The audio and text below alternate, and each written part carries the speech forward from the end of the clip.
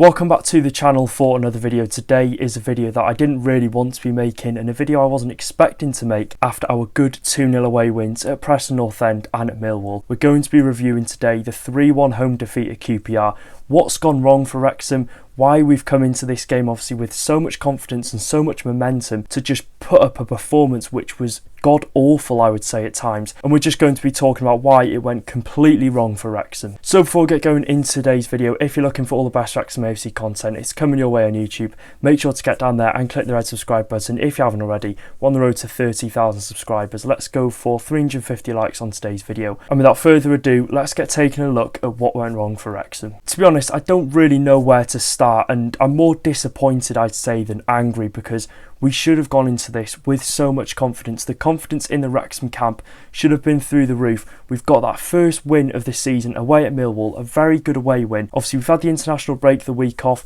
We've come back. We've only had one or two players go away. We've had a couple of good training sessions, and then we've gone into this game thinking, you know, especially me, we're going to get 3 points. This is the perfect opportunity and this is the perfect time for Wrexham to kickstart our championship campaign. I'm more disappointed than angry because the performance we put out was quite the opposite from what we were expecting. I thought we'd have found our stride after that 2-0 away win at Millwall and that 3-2 away win at Preston, but it looked as if we were back in non-league in the 16-17 Gary Mills days, because that performance, not only tactically but just player performance wise, was awful, and I think the positioning and the tactical approach to this game was just wrong. I think the easiest way to dissect this defeat is by going through different areas and different positions and just highlighting what went wrong for Wrexham. If we're going to start on defence, I think obviously if you lose a match, it's going to be on the defence, and it was a pretty tough watch defensively on our behalf on Saturday. All 3 goals that we conceded were a complete mess. I'm not going to hold back. Of course, we've had the previous defeats earlier on in this season, and you know, they were sort of early days for Wrexham, but there is no excuse in some of the goals that we conceded in this game, and I would say all the goals we conceded in this. And you know, I usually hold back on the channel, but I'm just going to speak the truth today, because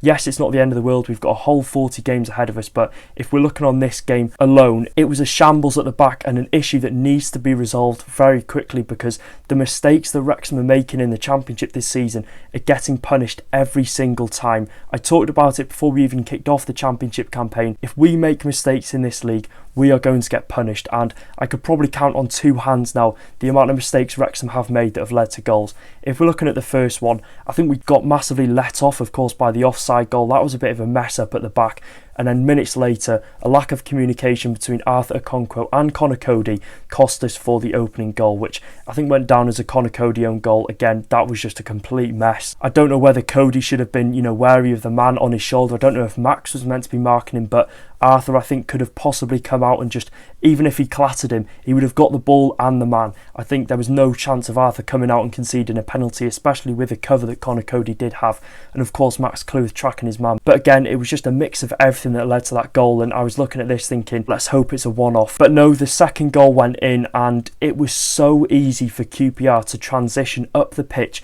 starting from their goalkeeper, starting from their defenders, to go from the defence to the midfield to the attack in a very short amount of time. I think their second goal, they did a pass from the defender into the midfield, a nice bit of play, back to the midfielder, a 1-2, through to Richard Loanee, and in fairness, at times I think the defence didn't have the cover it deserved, but again, you could contradict that saying by obviously looking at Conor Cody. He does play in sort of that sweeper role. He does play a lot deeper than the likes of Callum Doyle and Max Cleworth, so whether that's a problem from Conor Cody's point of view or whether Matty James should be dropping deeper in, we really don't know. I think it's a bit of both. But again, just looking at the defending on that goal, it was just so easy for them to carve open the midfield.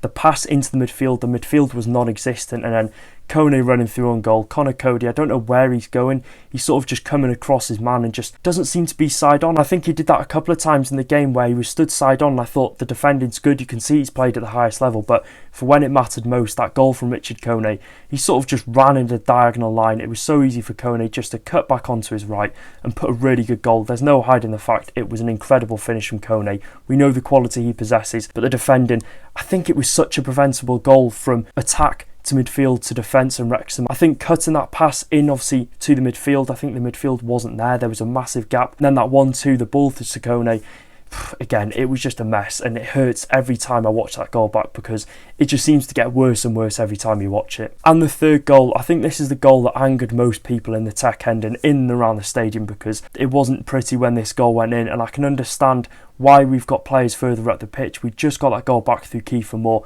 We were pushing men forward, we were chasing the equaliser, but again, it's the communication that cost us between Arthur Okonkwo and Conor Cody, like with the first goal. There was a ball over the top, whether it was a clearance, whether it was a pass. I think it was a clearance. It goes over the top. Conor Cody, I think, has got at least a 5 or 10 yard head start on their striker, but we've seen him all throughout the game. He was very quick. Cody just gets beaten for pace, and you think then you would like to see Arthur Okonkwo come out, and you'd like to see him come out a long time before he actually did. I think the player was like in line with a penalty spot before Arthur did come rushing out.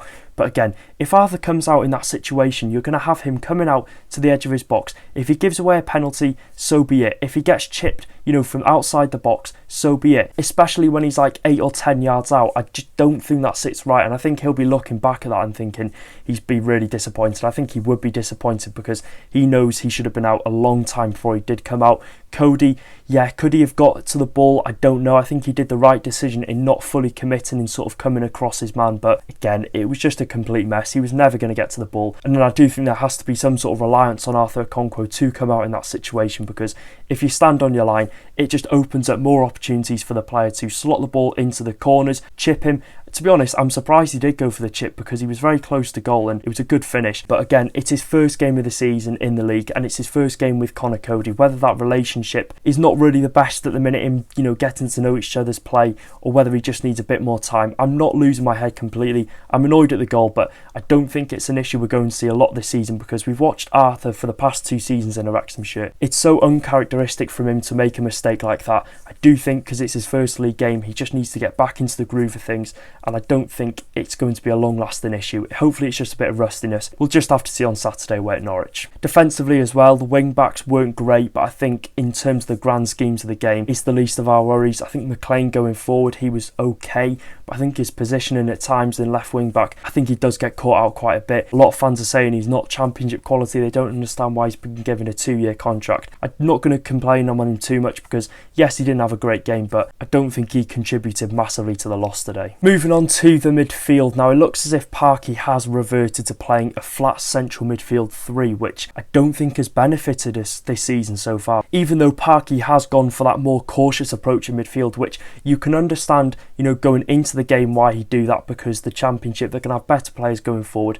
If we'd have had that central attacking midfielder, he's obviously seeing this as we're going to get caught out in midfield. But either way, we've played that flat central midfield 3 of Lewis O'Brien, we've got George Dobson and Matty James, who's meant to be sort of that anchor sitting in that central midfield role. But again, we're still getting stretched and exposed so many times, and I think it does emphasise how many times we got obviously exposed in that midfield and how many times we got carved open against QPR on Saturday. Don't get me wrong, I've been thoroughly impressed by the performances of George Dobson and Lewis O'Brien over the course of the championship season so far, but given the results and the other performances from the players, we can't really sing their praises highly too much because, we've only got 4 points on the board. We're obviously 5 games into the season. Again, a lot of you at home watching this are thinking he's losing his head. He's, it's the end of the world for Liam. But I'm just angry and sort of disappointed at the performance that we have put in. And if we're going to bring this approach to teams that, are higher up in the table, QPR were going into this game off the back of a 7-1 away defeat to Coventry City, a 3-2 defeat against the team in the league below. And Wrexham have turned up and put in a very amateurish performance and made QPR look like prime Real Madrid. But I do think there is one positive to take out of this. Ben Sheaf, I thought when he came on, he was only playing for 28 minutes. I thought he looked really, really good. He kept the structure so much better in the midfield. And I do think there'll be no doubt in Parky's mind that he will be bringing Ben Sheaf into that central defensive midfield role to take the spot of Matty James, because his performance was very, very good.